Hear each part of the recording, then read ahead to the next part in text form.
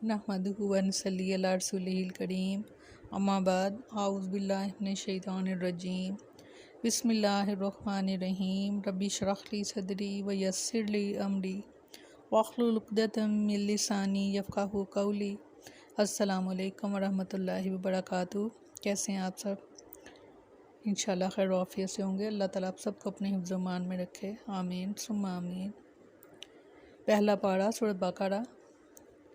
Wise और जब क़ाला फरमाया मूसा अलैहिस्सलाम ने लिकौमी ही अपनी कौम से, इन्नल्लाह बेशक अल्लाह ताला यामुरुकुम हुक्म देता है तुमको अंजे के तज़बाहु कि तुम ज़िबा करो बकरतन एक गाय।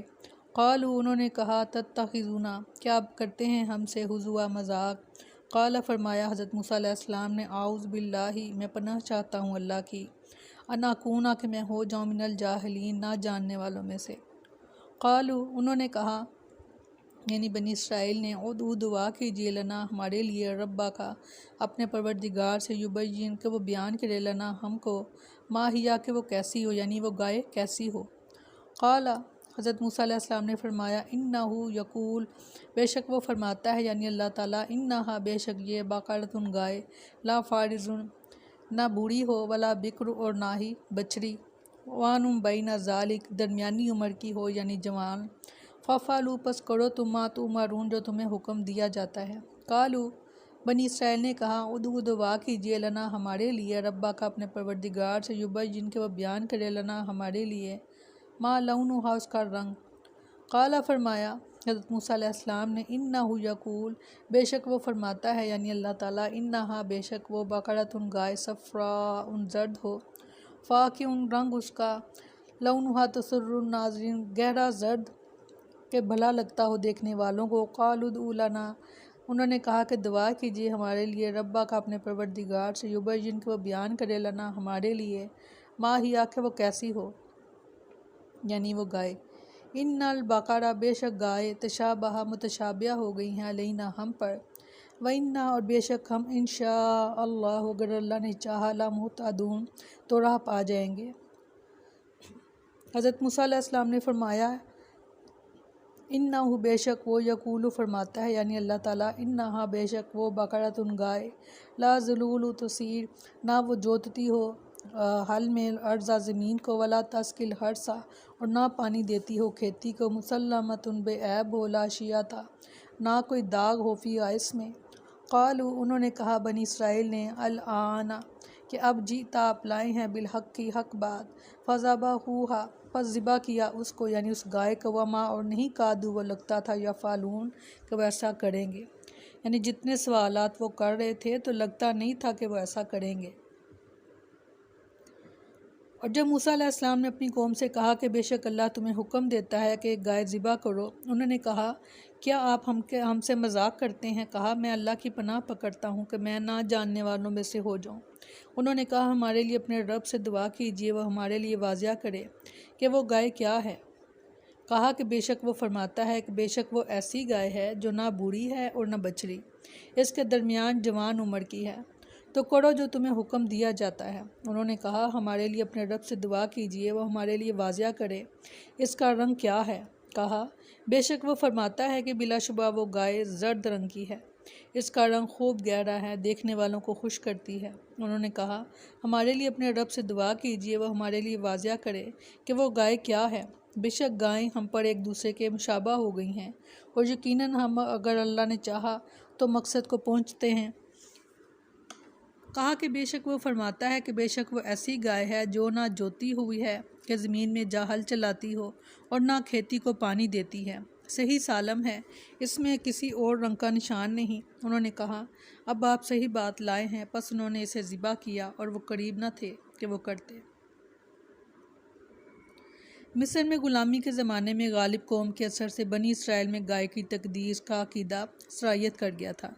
इसका ज़हूर इस वक्त भी हुआ जब मूसा अलैहिस्सलाम ने तौरात लेने के तूर पर पहाड़ पर चले गए तो उन्होंने बछड़े को मबूद बनाकर इसकी परस्तिश शुरू कर दी। अब मूसा अलैहिस्सलाम ने अल्लाह के हुक्म से इस अक़ीदे को जड़ से उखाड़ने के लिए गाय ज़िबा करने का हुक्म दिया। इस पर उन्होंने इसे مذاق سمجھا کہ بھلا گائے بھی ذبح کی جا سکتی ہے۔ کہنے لگے کہ آپ ہم سے مذاق کرتے ہیں۔ موسیٰ علیہ السلام نے فرمایا میں اللہ کی پناہ پکڑتا ہوں کہ میں ان لوگوں میں سے ہوں جو نہیں جانتے۔ معلوم ہوا کہ مذاق جو ہے وہ نہ جاننے والوں کا کام ہے۔ ہاں، مزاح اور خوش طبعی جو ہے وہ الگ چیز ہے۔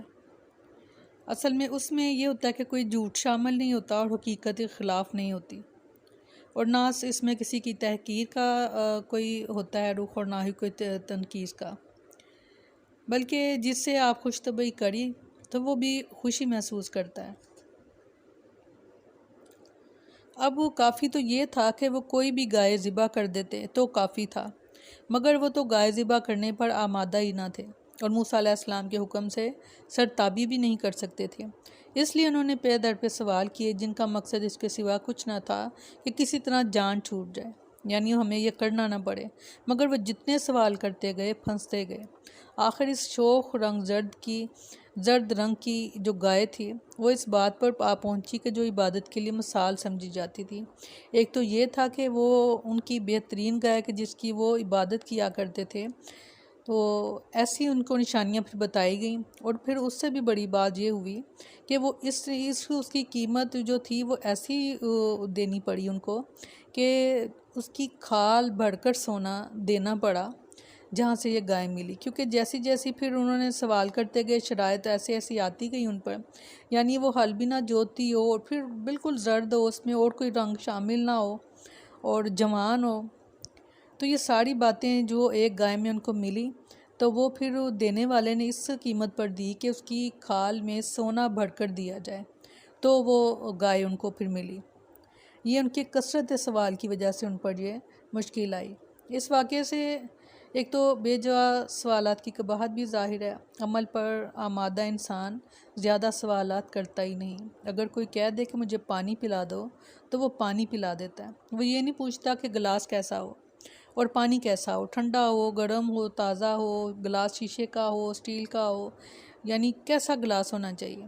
وہ جب اس سے پانی مانگا جائے گا پلانے والا پانی پلا دے گا، اور جس کی مرضی پانی پلانے کی نہیں ہے تو وہ کئی سوالات کرے گا، کیونکہ ان کی نیت نہیں تھی ایک گائے کو ذبح کرنے کی، اس لیے وہ سوال پہ سوال کرتے چلے گئے اور مشکلات میں ان کے اضافہ پھر ہوتا چلا گیا۔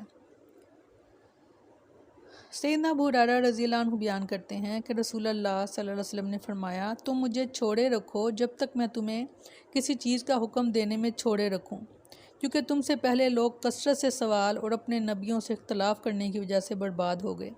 میں جب تمہیں کوئی حکم دوں تو اپنی استطاعت کے مطابق اسے لے لو، اور جب میں تمہیں کسی چیز سے منع کروں تو اسے چھوڑ دو۔